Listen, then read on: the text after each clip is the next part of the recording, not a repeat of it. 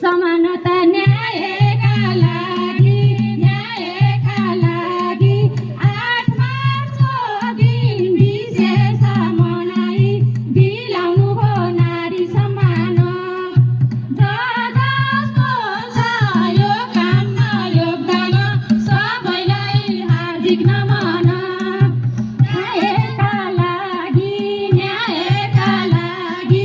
8 मार्चको दिन विशेष मनाई दिलाउनु भो नारी सम्मान।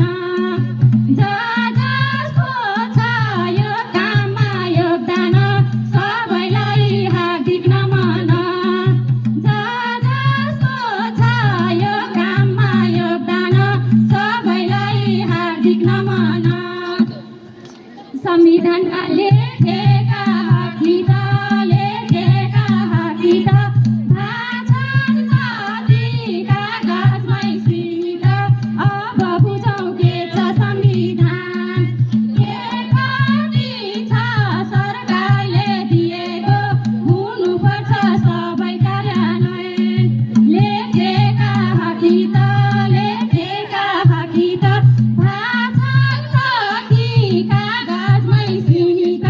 अब बुझौँ के छ संविधान, के कति छ सरकारले दिएको, हुनुपर्छ सबै कार्यान्वयन। के कति छ सरकारले दिएको, हुनुपर्छ सबै कार्यान्वयन। हे भ्रूण हत्या गराउँदा नारीको हराउँछ कि बास्ना फुलबारीको।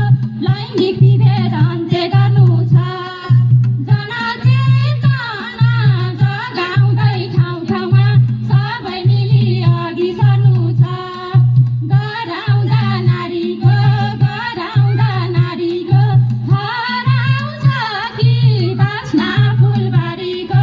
लैङ्गिक विभेद